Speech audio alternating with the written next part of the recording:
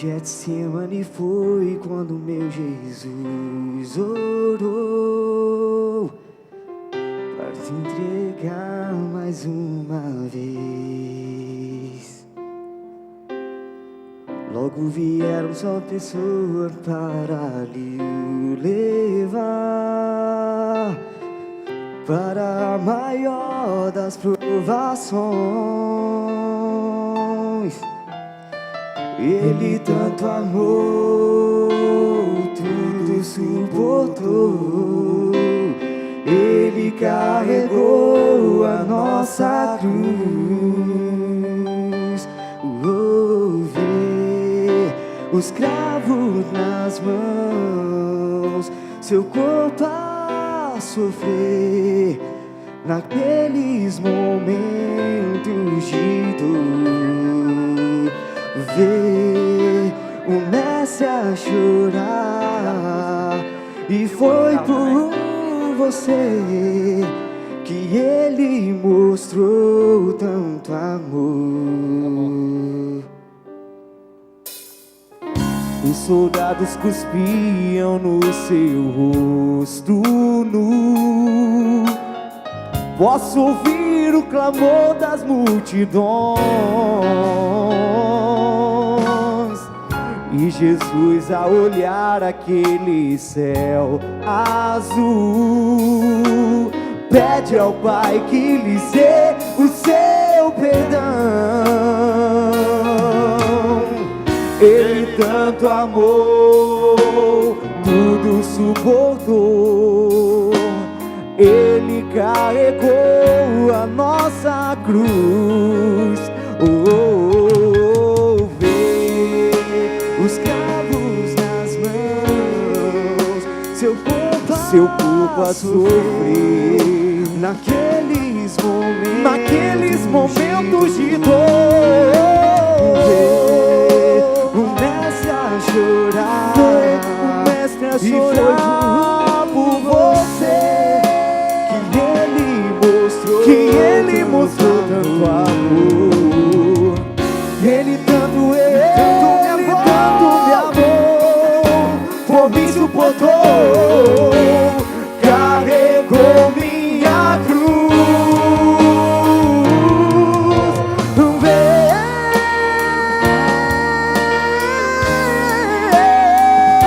seu corpo a sofrer naqueles momentos de dor.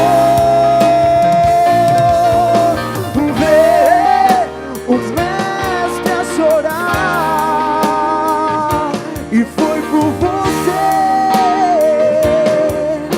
que ele mostrou tanto amor.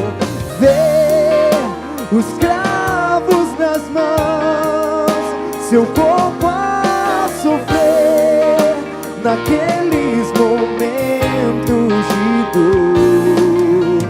Vê o mestre a chorar, e foi por você que ele mostrou tanto amor.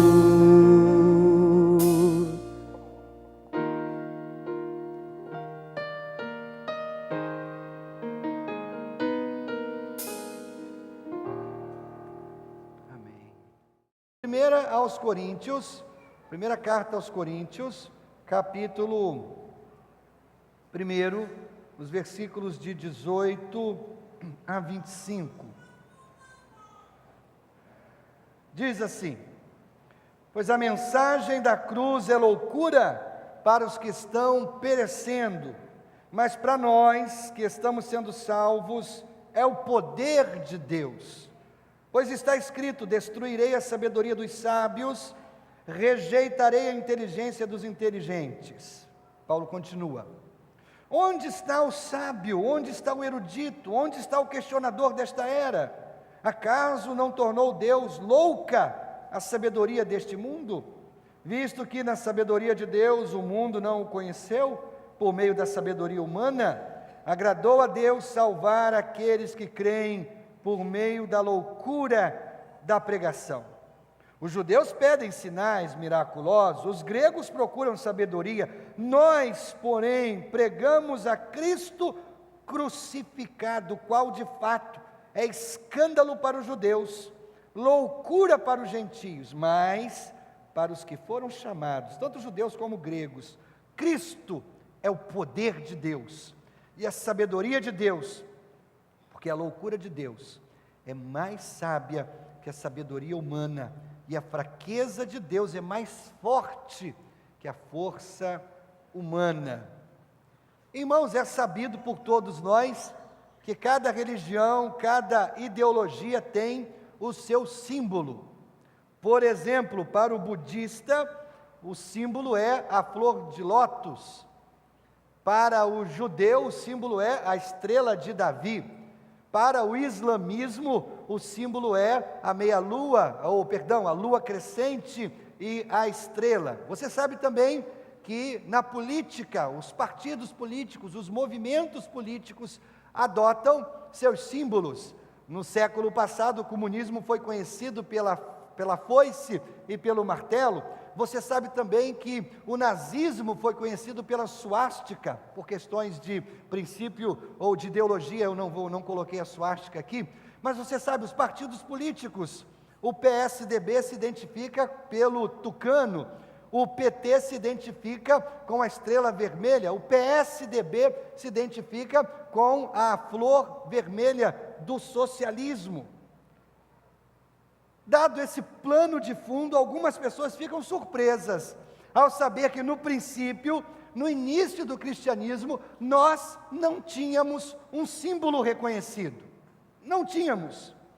Nos primeiros dias, os cristãos só se identificavam mutuamente quando eles declaravam Jesus é o Senhor. E quando faziam isso, eles reconheciam que o outro era um cristão. Levou várias gerações até que de fato a cruz se tornou o símbolo universal da nossa fé. Se você visitar as catacumbas de Roma, você vai descobrir desenhos antigos, rudimentares, nas paredes dessas catacumbas feitas pelos cristãos daquela cidade, e quando eles se reuniam no subterrâneo, por causa da perseguição, eles não desenharam uma única cruz como símbolo do cristianismo. Eles fizeram desenhos de histórias bíblicas, e eles tinham o peixe, para identificá-los como cristãos. É tão interessante essa questão do peixe, como o peixe surgiu como símbolo do cristianismo, dos primeiros cristãos. Você sabe, os cristãos eram perseguidos e eles não podiam declarar abertamente que eles eram cristãos ao custo da sua própria vida. Então, quando eles conheciam uma pessoa pela primeira vez, eles estavam conversando com essa pessoa, eles, para identificar se aquela outra pessoa era uma cristã ou não, na conversa, eles passavam o pé no chão, desenhando uma meia-lua. Se o outro fosse cristão, ele respondia com o mesmo gesto, fazendo uma outra meia-lua, e formava então o desenho do peixe. Mas interessante também, a palavra peixe em grego, ictus, é a abreviação da expressão Jesus Cristo, Filho de Deus. Então, o ictus desenhado no chão também era a abreviação da expressão em grego, Jesus Cristo, Filho de Deus. Eles usavam o peixe, mas não usavam a cruz. Isso viria mais tarde. John Stott, pregador britânico, ele observa que a cruz não se tornou símbolo do cristianismo até o século II, durante o reinado de Constantino, que a cruz começa a ser usada como símbolo do cristianismo, quando os primeiros cristãos faziam o sinal da cruz na testa, se identificando a cruz como símbolo cristão. Irmãos, de certa forma, a cruz é um símbolo estranho, porque a crucificação era muito odiada no mundo antigo, odiada. A cruz foi elaborada para ser um dos métodos de execução dos criminosos, um dos métodos mais cruéis em toda a história da humanidade. Você sabe, hoje em dia, quando alguém é levado à pena capital, à pena de morte, os métodos modernos de executar um ser humano que é condenado à pena de morte, eles são cada vez mais, ou eles tendem a ser cada vez menos dolorosos, mais rápidos, com mais dignidade. Mas a cruz não. A cruz foi projetada para ser brutal, cruel, uma execução medonha.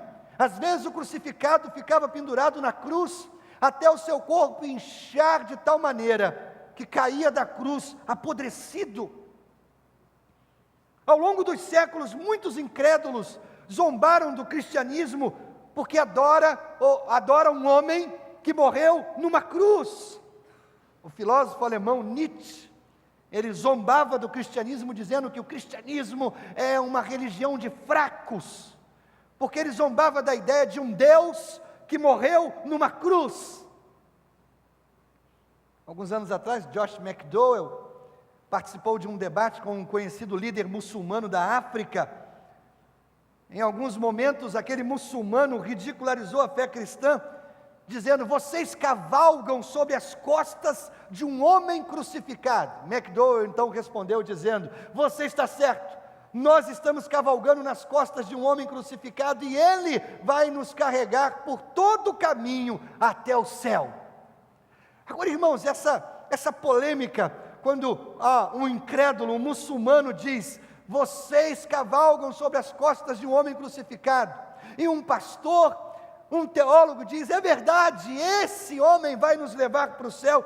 Isso aqui ilustra muito bem o que a cruz é para o mundo. Para o mundo, a cruz é símbolo de vergonha. Para nós que acreditamos, é símbolo de salvação. Então a pergunta que eu quero tratar nessa noite, rapidamente, é o que a cruz significa para o mundo. Aqui estão 3 respostas baseadas nesse texto que nós lemos. Em primeiro lugar, o mundo é ofendido pela cruz. Ofendido.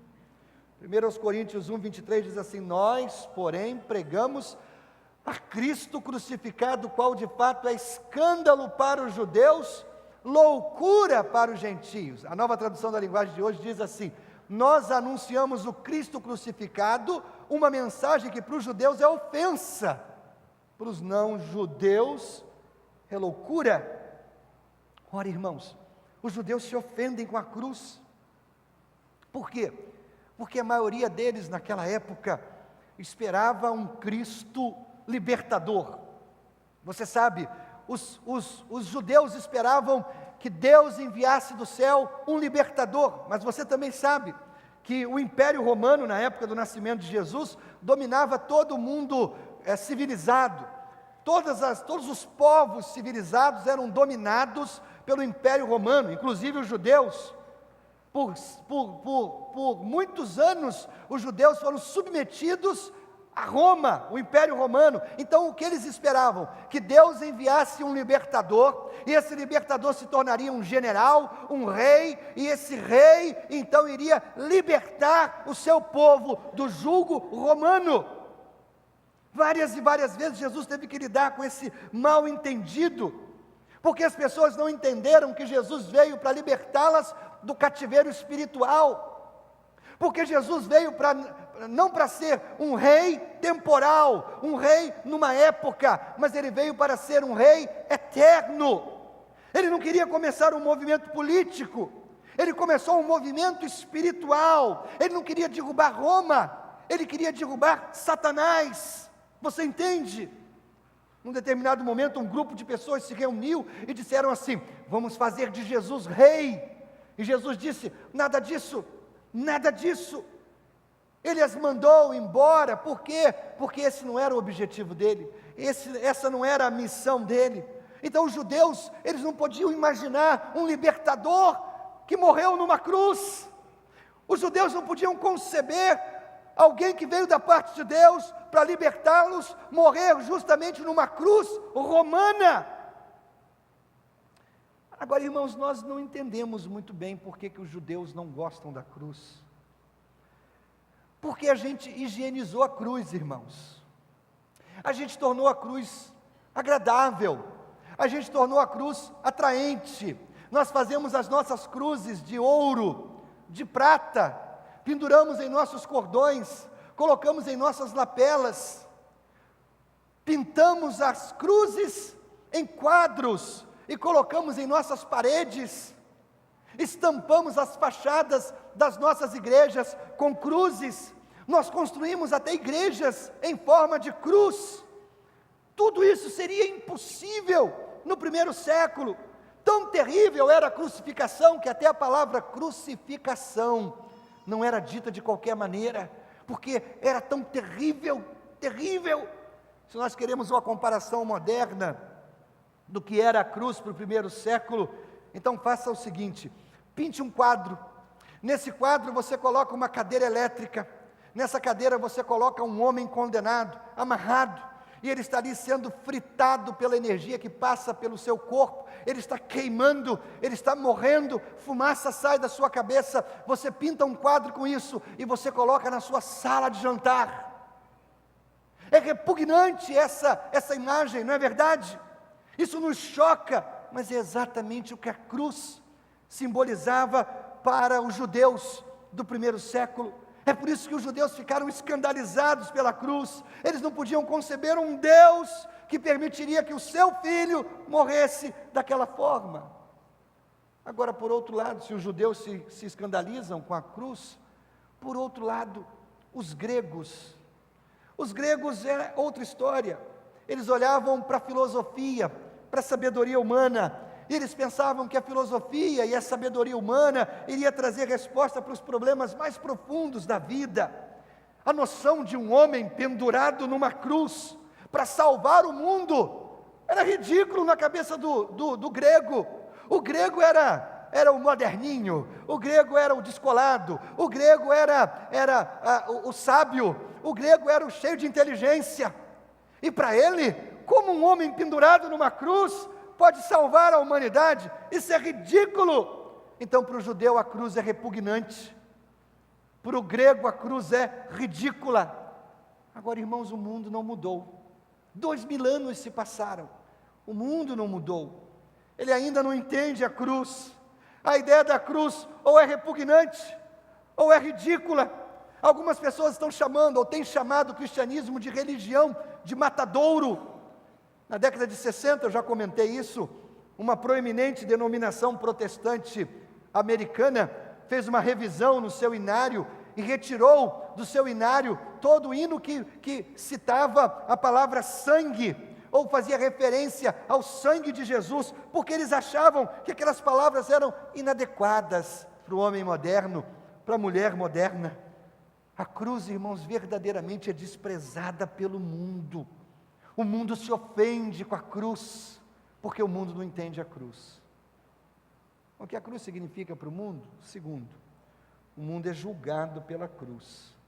O versículo 18 diz assim: pois a mensagem da cruz é loucura para os que estão perecendo. Irmãos, a cruz esmaga o orgulho do coração humano. A cruz anuncia em letras garrafais, pintadas de vermelho sangue, que você não pode salvar a si mesmo, só Deus pode salvá-lo. Agora, nenhuma doutrina é mais não aceita do que a doutrina da incapacidade humana. Essa doutrina, a doutrina da incapacidade humana, nos ensina que não há nada que você possa fazer, que vai contribuir para a sua salvação, nada. Nós estamos perdidos em nossos pecados, nós não temos nenhuma ideia de quão pecadores nós somos diante dos olhos de Deus. Quando nós olhamos para as nossas próprias almas, nós nos vemos, algumas vezes nós vemos os nossos pecados na superfície, mas Deus vê o fundo, Deus vê o íntimo, e o que Ele vê em cada um de nós é um poço imundo de iniquidades, de pecados. Irmãos, nós estamos tão perdidos, que se Deus não toma a iniciativa de nos salvar, nós nunca seremos salvos, nunca. Talvez uma ilustração caia bem aqui. Isaías 64, versículo 6 diz assim, que os nossos atos de justiça são como trapo imundo. Diante dos olhos de Deus, nossos atos de justiça são como trapos imundos.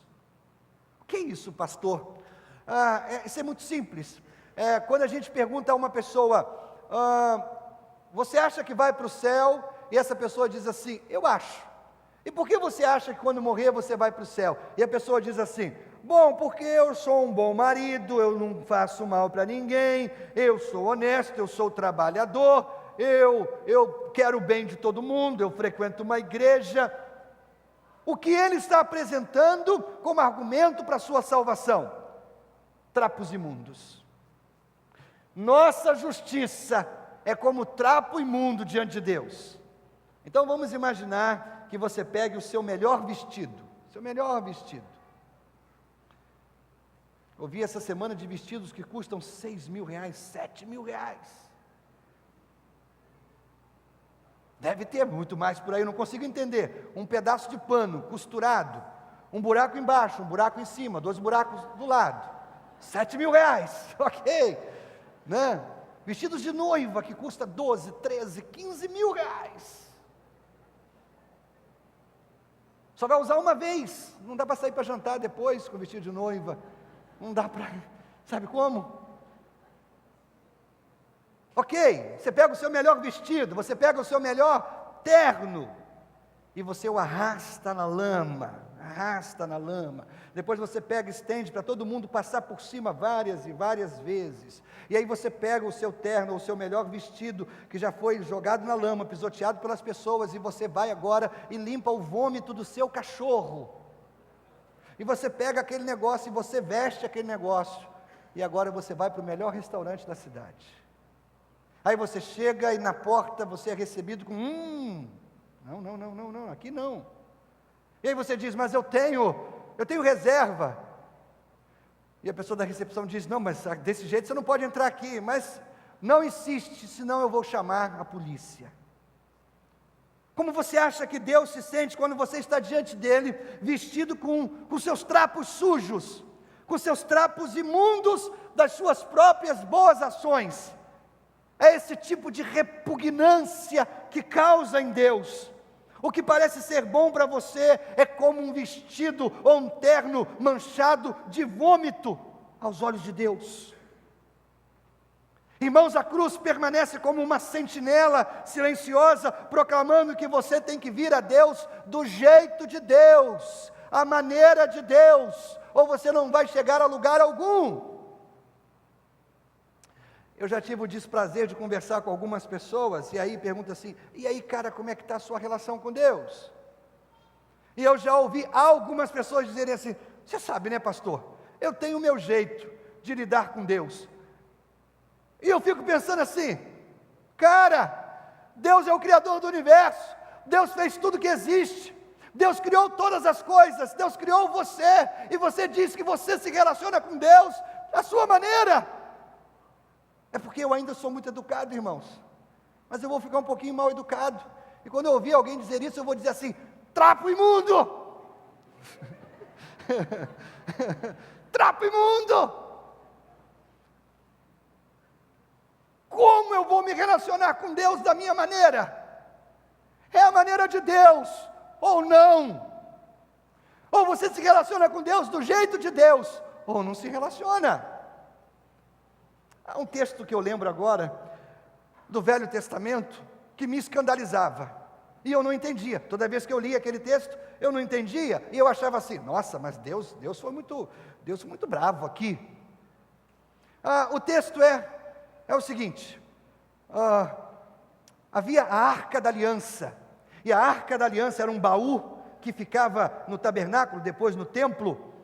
A arca representava a presença de Deus. Por várias circunstâncias, a arca foi retirada de Jerusalém e foi levada para um país estranho. Quando Davi assumiu o trono, a primeira coisa, o primeiro ato de Davi foi, vamos trazer a arca de volta para o lugar dela, Jerusalém. Reuniu uns homens, foi até onde a arca estava, um carro de boi, coloca a arca em cima do carro de boi, vamos para Jerusalém. Lá pelas tantas, o carro de boi passa numa estrada esburacada, eu acho que ele passou aqui pelo fiteiro, passou por uma estrada esburacada, não é? E aí a arca ia cair, de cima do carro de boi, ela ia cair. Então um dos homens de Davi segurou a arca, e quando ele segurou a arca, diz o texto que ele foi fulminado, ele morreu na hora, porque colocou a mão na arca. E toda vez que eu lia, Eu ficava escandalizado. Por que Deus fez isso? O cara queria segurar para a arca não cair. E ele é fulminado. E alguém disse assim para Davi: Davi, não é assim que se faz. Se você quer levar a arca, tem uma maneira certa de fazer isso, Davi. Tem os varões que atravessam a arca de um lado para o outro. Só os sacerdotes podem carregar a arca sobre o ombro. E cada passo que eles derem, um animal tem que ser oferecido a Deus. E aí, irmãos, eu lendo Charles Swindoll, ele explica esse texto, e ele clareia esse texto dizendo: existe uma maneira certa de fazer as coisas para Deus. Não é de qualquer maneira, não é o meu jeito, não é a minha maneira, não é nem um bom coração, ou um coração bem intencionado. Ou você faz da maneira de Deus, ou Deus não aceita. Muitas pessoas se agarram aos seus trapos imundos da sua própria justiça, e em seguida perguntam a Deus: tá bom, Senhor? Tá legal assim? E Deus diz: não. E você pergunta por quê? E Deus diz: não é do meu jeito. A cruz permanece como uma espécie de julgamento sobre o orgulho pecaminoso da raça humana. Assim como Jesus foi despojado das suas roupas lá na cruz, você sabe, Jesus não foi envolvido num paninho para tapar as coisas. Ele foi crucificado nu. Essa é a vergonha da cruz. Um homem púdico, puro, nu, diante de todas as pessoas. Jesus foi despojado das suas vestes antes de morrer. Da mesma maneira nós devemos nos despojar das nossas. Quando Cristo morreu, Ele morreu, você sabe, Ele não morreu sozinho. 2 ladrões estavam ao lado de Jesus. A gente só lembra do primeiro ladrão, não é? O ladrão que gritou assim: Jesus, lembra-te de mim quando entrares no teu reino. E aí Jesus respondeu: hoje você estará comigo no paraíso. A gente lembra dele, que bacana a história desse cara. Mas a gente esquece que havia outro pendurado do outro lado de Jesus, uma terceira cruz. Ele amaldiçoou, ele gritou, ele blasfemou contra o Filho de Deus. Ele morreu como ele viveu, um pecador miserável, sem perdão. Ambos estavam do lado da cruz. Um foi salvo, o outro condenado. A mesma cruz que salva, condena. A mesma cruz que oferece salvação, condena o homem. E a gente chega assim ao terceiro ponto, ou a terceira resposta: o que a cruz significa para o mundo. O mundo é salvo pela cruz. A parte B do versículo 18 diz assim: mas para nós que estamos sendo salvos, é o poder de Deus. Os homens chamam de loucura aquilo que Deus levantou como instrumento de salvação. A cruz é loucura para os homens, mas salvação para Deus. O que os homens zombam, Deus levanta como um único meio de salvação. Todos nós conhecemos João 3,16, o versículo mais famoso da Bíblia. Mas se você voltar 2 versículos antes de João 3,16, você encontra João 3,14, que diz assim: da mesma forma como Moisés levantou a serpente no deserto, assim também é necessário que o Filho do Homem, ou seja, Jesus, seja levantado. João usa uma história esquisita aqui. João fala de Moisés, de serpente, de deserto. Essa história está lá em Números 21. O povo começa a murmurar com Moisés. Sabe como é que é? Não é? O povo começa: não está bom, não está legal. E aí o povo começa a dizer para Moisés: Moisés, por que vocês nos tiraram do Egito para morrermos aqui no deserto? Eles começam a reclamar contra Moisés, 40 anos no deserto, andando de um lugar para o outro, cansado do calor, da areia, do sol. Mesmo o pão que Deus mandava do céu para alimentá-los todo dia, eles estavam enjoados daquilo, e eles começaram a se queixar. E aí Deus ouviu a queixa do povo, e o que Deus fez? Deus mandou serpentes para picar o povo. E as serpentes começaram a picar, e o povo começou a morrer, e o povo começou a entrar em pânico. Vieram até Moisés e disseram: Moisés, a gente vacilou, pisou na bola, pede para Deus aliviar a gente das serpentes. Aí Moisés ora, e Deus instrui Moisés: faz uma serpente de bronze, coloca num poste, e diz para as pessoas que forem picadas por serpentes, que elas olhem para a serpente de bronze, e toda vez que elas olharem para a serpente de bronze, serão curadas. Quando elas não olharem, vão morrer. Qual é o ensinamento aqui, irmãos? Aquilo que o povo mais detestava, acabou por se tornar o símbolo da sua salvação. Então, quando João nos ensina no versículo 14, que Jesus seria também levantado, a cruz, que é o símbolo mais medonho para o judeu, acabou se transformando no símbolo da nossa salvação.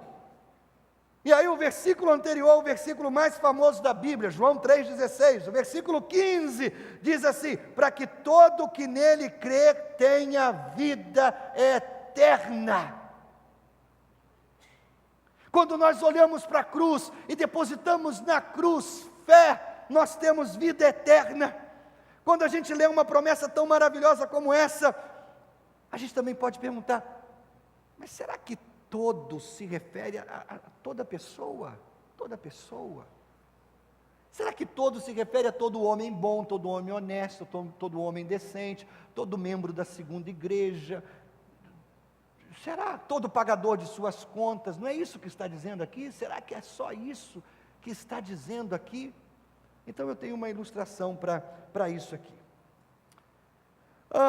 Imagine as portas do céu.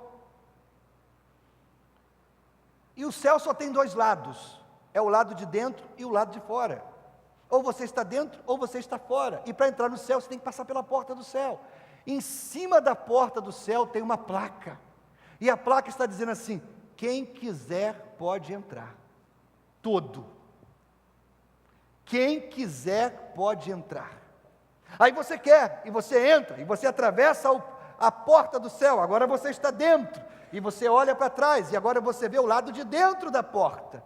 E do lado de dentro tem uma outra placa, e sobre esta placa está escrito: escolhido desde a fundação do mundo. Você entende? Eu acho que isso traz um equilíbrio para o pensamento bíblico. Nós não sabemos quem vai entrar. Todos são convidados, mas nós não sabemos, nós não podemos identificar, nós não podemos julgar. Nós apenas anunciamos o Evangelho com confiança, sabendo que quem confia em Cristo, o Cristo que morreu na cruz, o Cristo que foi levantado na cruz, ressuscitou dos mortos, quem confia nele entrará. Meu querido, Deus não tem outro plano. De qualquer maneira, Deus não precisa de outro plano. A mesma cruz que ofende, a mesma cruz que julga e condena, também é a cruz que salva o mundo. Mas existe uma condição. O texto diz: todo o que nele crer. É uma condição. Nem a morte de Jesus é capaz de salvar você, se você não crer. Isso é mais do que apenas acreditar nos fatos a respeito de Jesus. Eu acredito que Jesus existiu, eu acredito que Jesus esteve por aqui, eu acredito nesse Jesus que foi um líder maravilhoso, ensinou coisas lindas, eu acredito que houve um Jesus lá na Palestina, lá pelos idos do ano zero, e esse Jesus fez coisas lindas. Não é apenas acreditar dessa maneira. Crer em Jesus significa confiar completamente nele, significa colocar a sua vida completamente nas mãos dele. Confiança é o que você faz quando você entra num avião. O piloto decola, você confia que ele vai colocá-lo de volta no chão em segurança. Confiança é o que você faz quando você vai a um médico, ele diz assim: toma esse remédio, você vai para casa e toma o remédio e fica curado. Confiança é o que você faz quando o médico diz: eu tenho que abrir sua barriga, e você deita numa maca, ele bota aquele negocinho, você dorme tranquilo, ele abre a sua barriga, mexe para lá e para cá, e você está dormindo tranquilo ali, confiando que o médico vai fazer o trabalho dele. Confiança é o que você faz quando um advogado diz: assina a procuração aqui, eu vou resolver o seu problema. Você assina, coloca a vida na mão dele, ele vai e resolve o seu problema. Isso é confiança. Deus diz que quando você confiar em Jesus Cristo, naquele exato momento, você é salvo dos seus pecados. Ele salva você. Significa confiar tanto nele, em Jesus, que se Jesus não for capaz de salvar você, você de fato não será salvo de outra maneira, porque só Ele salva. Só Ele salva. Essa é a verdade mais surpreendente que eu conheço, irmãos. Só existe um caminho para o céu. Deixa eu ilustrar isso como se eu fizesse isso para crianças. Então eu quero usar aqui uma ilustração muito pedagógica, ou seja, para criança. Vamos supor que essa mão aqui seja você e essa luz seja Deus. E você então se apresenta diante de Deus, e a luz de Deus revela todas as suas imperfeições, toda a sua sujeira, todo o seu pecado, toda a sua arrogância, tudo aquilo que está dentro de você, a luz de Deus revela. E você então não pode se relacionar com Deus, porque Deus não se relaciona com pecadores. E você não pode nem se aproximar de Deus, e você está distante de Deus, por causa do seu pecado. Mas aí Deus envia do céu o seu Filho Jesus, e Ele vem a esse mundo coberto por um manto de justiça. Ele é limpo, Ele é santo, Ele é puro, Ele é digno, Ele nunca pecou, nunca, nem sequer em pensamento ou palavra. Jesus nunca errou, Ele cumpriu todos os mandamentos de Deus na íntegra, totalmente, completamente. Ele tem um manto de justiça sobre Ele, e Ele pode se apresentar diante de Deus, justo, limpo, santo, puro, digno, honrado, honesto. Ele está diante de Deus com seu manto de justiça, e você está longe de Deus por causa do seu pecado. O que nós anunciamos, o que o Evangelho anuncia, é que é possível você ter um relacionamento com Jesus, um relacionamento tão íntimo, tão próximo, tão pessoal, que você e Jesus agora são uma só pessoa, e você agora está coberto pelo manto de justiça de Jesus, e quando Deus olha para você, Ele não vê mais o seu pecado, a sua sujeira, a sua indignidade, a sua imundície, a sua transgressão. Ele não vê isso. Ele vê o manto de justiça de Jesus, que agora está sobre você, porque você e Jesus são um só. Você e Jesus têm um relacionamento íntimo e pessoal, e isso traz sobre a sua vida duas grandes coisas. Primeiro, você é declarado íntegro diante de Deus, porque você tem a integridade de Jesus sobre você. Segundo, você é transformado de dentro para fora, a imagem de Jesus Cristo. Irmãos, quão grandes bênçãos Deus traz para a nossa vida, quando eu me relaciono com Jesus Cristo. É só pela fé, mais nada que eu possa fazer, simplesmente e apenas pela fé no Filho crucificado de Deus. Tudo que eu queria e nunca poderia ter, eu encontro quando eu venho até Jesus. Tudo que eu precisava e jamais poderia alcançar, me é fornecido pelo Filho de Deus, crucificado na cruz. O que eu precisava, Deus supriu. O que eu mais queria, Ele supriu. O que eu precisava, Ele me deu gratuitamente.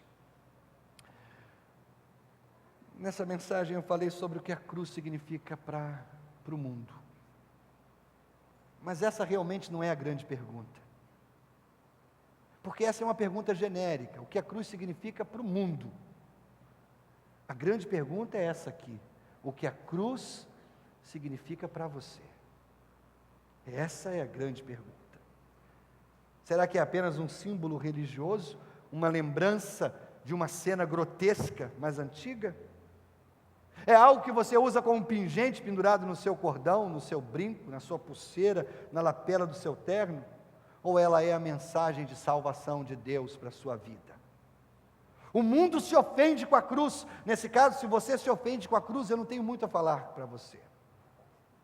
O mundo é julgado pela cruz, e desde que você se agarra aos seus trapos imundos de justiça, você também será julgado pela cruz.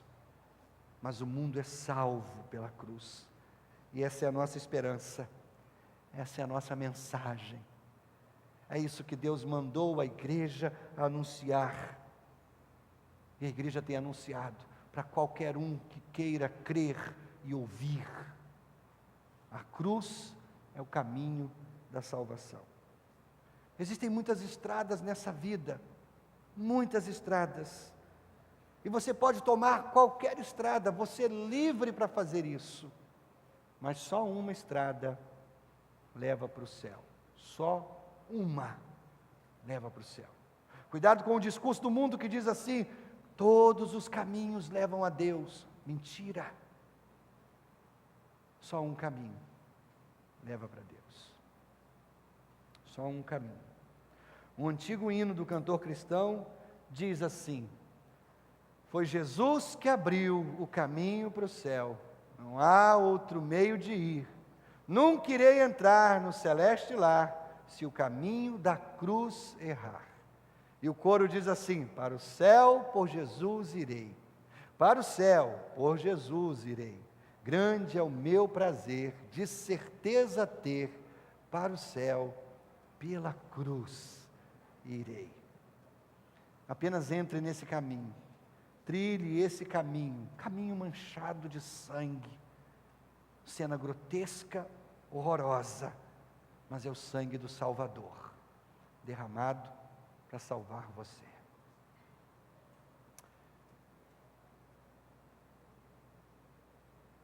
Quando eu penso no resultado do nosso trabalho,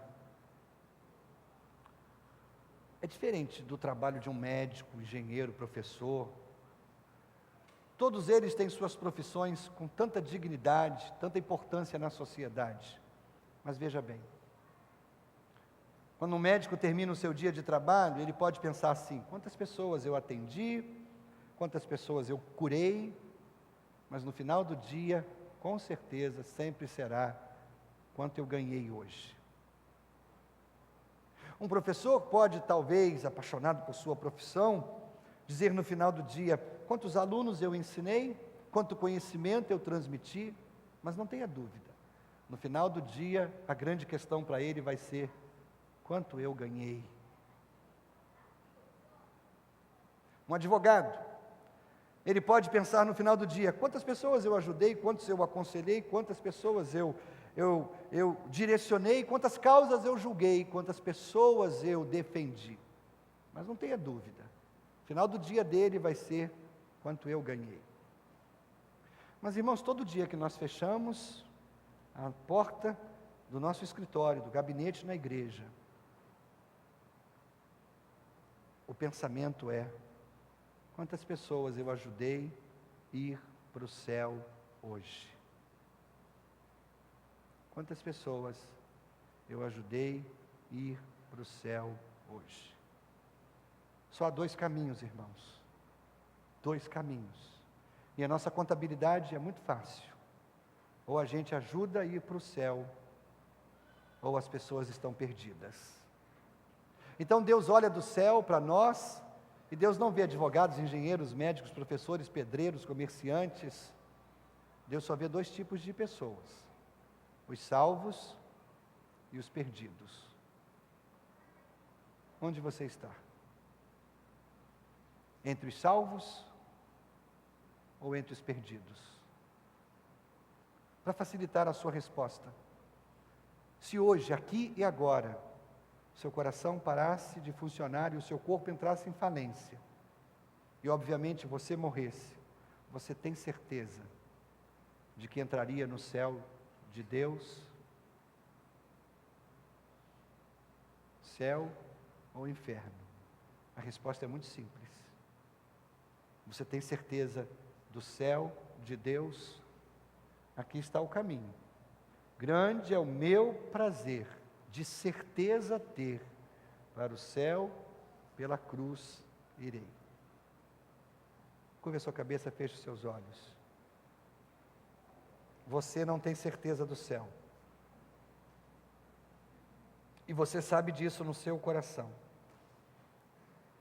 Então, aqui e agora, eu desafio você a fazer uma oração comigo.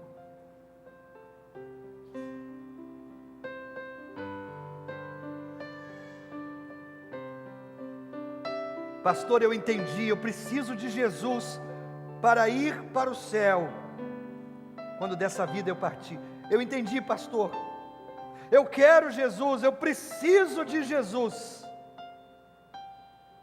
mas eu não sei o que fazer. É muito simples, meu querido, muito simples. Eu vou fazer uma oração, e nessa oração eu vou ajudar você a entregar o controle da sua vida a Jesus. Você vai repetir comigo, palavra por palavra dessa oração, mas você vai fazer isso no seu coração. As pessoas ao seu redor não precisam ouvir isso, porque isso é entre você e Deus. Então ore comigo, aqui, agora, não deixe para amanhã. Isso é tão importante que você não deveria sair daqui nessa noite sem tomar essa decisão. Eu quero o céu para mim. Porque ou você é julgado e condenado pela cruz, ou você é salvo por ela. Pastor, eu quero Jesus na minha vida. Então ore comigo. Repita silenciosamente a oração que eu vou fazer. Senhor Jesus, acabo de compreender o quanto preciso de Ti. Por isso, nessa hora, eu abro meu coração, eu entrego a Ti o controle da minha vida. Perdoe o meu passado, meus erros, minhas falhas. Ajuda-me no meu presente, tomar as decisões certas, andar contigo todo dia. Toma a minha eternidade em tuas mãos, e quando eu morrer, livra-me do inferno, leva-me para o céu, por causa de Jesus. Em nome dele eu oro. Continue com a cabeça curvada, continue por favor com os olhos fechados. Você fez comigo essa oração, seja você quem for, membro desta igreja, membro de outra igreja, nosso amigo convidado. Querido, se você fez comigo essa oração, seja você quem for, aí onde você está, eu quero muito orar por você. Então aí onde você está, levante bem alta a sua mão e permaneça com a mesma levantada, porque eu quero orar por você. Amém, Deus abençoe você também. Lá na galeria, bem alto, levante a sua mão, porque eu quero orar por você. Bem alto, levante a mão. Aqui embaixo, permaneça com a mão levantada. Isso mesmo, isso mesmo, isso mesmo. Deus abençoe você também. Amém, graças a Deus, graças a Deus. Mais alguém? Bem alto, permaneça com a mão levantada, isso. Irmão, alguém pertinho de você com a mão levantada, aí na galeria, não vejo. Se há alguém perto de você com a mão levantada, coloque a mão no ombro dele, no ombro dela. São várias pessoas, ninguém sozinha nessa hora. Isso é um momento tão importante, tão importante. 2, 3 membros da igreja podem se aproximar das pessoas, isso, porque agora ninguém sozinho. Pai, eu quero colocar todas essas vidas em Tuas mãos, que gente preciosa, o Senhor as conhece, elas estão tomando a decisão mais séria de suas vidas. Por isso eu oro para que o Teu Espírito agora venha habitar nesses corações, que o Senhor segure em suas mãos, que o Senhor as conduza no centro da Tua vontade, Pai.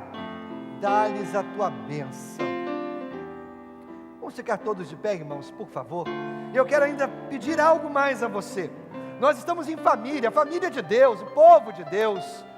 Eu quero que a família de Deus ore por você, abençoe a sua vida. Então, querido, eu vou pedir que você saia do seu lugar, venha aqui à frente, nós vamos orar juntos. A família de Deus vai orar por você nesse momento. Então saia do seu lugar, venha com essa pessoa que orou com você, saia do seu lugar, venha aqui à frente, e o povo de Deus, a família de Deus vai orar por você. Eu espero você. Venha pelas coxias laterais, venha pela coxia central. Pode chegar aqui à frente, isso, aí mesmo, amém, amém. Eu espero você, eu espero vocês também. Deus abençoe vocês. Eu espero, lá na galeria, se alguém quiser descer, pode descer. Eu espero você também. Deus abençoe você. Deus abençoe todos vocês. Deus abençoe. Vamos estender, irmãos, as mãos em direção a essas pessoas, por favor. Vamos estender as mãos em direção a elas. Ah, Senhor, eu quero pedir a Tua bênção sobre a vida dessas pessoas.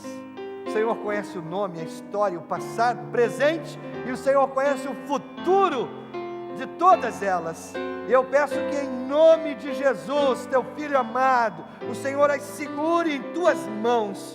E agora, meu Pai, o Senhor possa conduzi-las no centro da Tua vontade, que a cruz passe a ser para elas, Deus, o símbolo da salvação, o símbolo de uma nova vida com Jesus.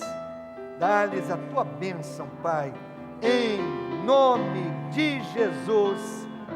Amém, Senhor, e amém, Jesus. Para todos vocês que estão aqui à frente, todos vocês, eu quero dar para vocês de presente essa pasta. Nela contém um CD com uma mensagem que eu gravei para vocês. Tem um livreto que eu quero presentear cada um de vocês com esse livreto. E nós temos uma equipe esperando vocês aqui na nossa varanda. O Maurinho vai abrir a porta, você pode seguir aqui para a varanda, onde você vai receber essa pasta para abençoar a vida de vocês. Irmãos, conduza essas pessoas até aqui a nossa varanda, por favor. E eu quero que vocês sejam abençoados, presenteados com essa pasta para abençoar a vida de vocês. Igreja, pode tomar assento, por favor. Ainda um comunicado muito importante que nós vamos fazer, e eu quero que você preste atenção. Tem duas moças lindas lá na porta, e elas vão entrar trazendo um comunicado. À minha direita você vê Giovana vestindo um jeans desbotado, uma camisa preta, com esse símbolo da terra da promessa. À sua direita você vê Isadora vestindo esse chapéu ridículo, com essa blusa preta e também esse jeans maravilhoso, e elas trazem para nós esse aviso: Cantina do Plug. Elas estavam lá em casa fazendo esse cartaz. Eu disse assim: não comunica nada isso, porque ninguém sabe o que é plug. Aí eu tenho que explicar então o que é plug, né? Então plug é Programa Livre Unindo a Galera. Toda última sexta-feira do mês acontece o plug. Então sexta-feira passada, que não foi a última, foi a última, né? Sexta-feira passada aconteceu o plug do mês de março. Quantos juniores se reuniram? Mais ou menos 60 juniores se reuniram, não é? E eles têm que pagar a conta agora.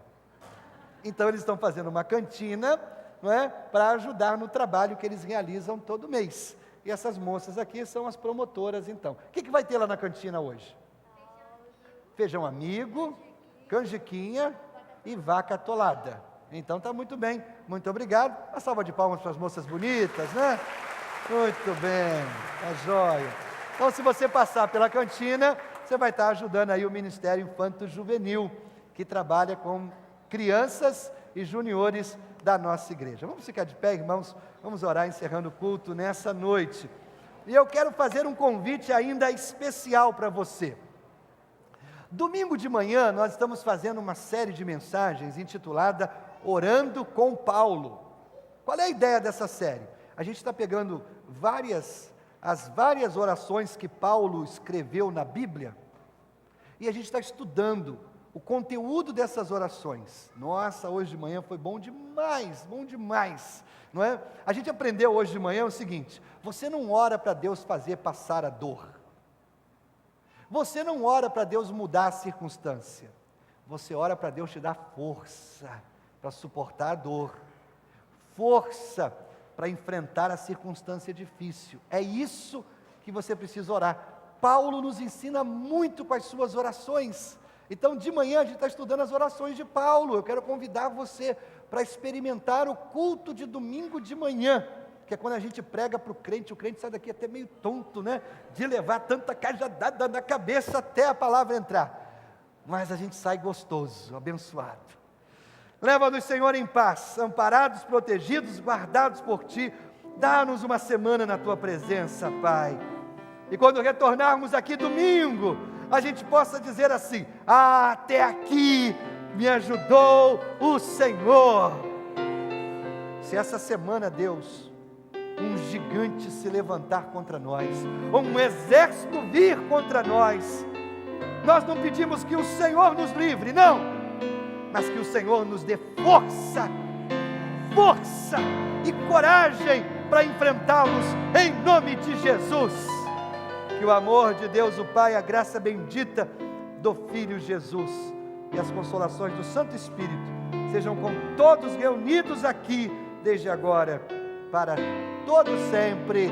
Amém, amém. Boa semana, Deus abençoe você.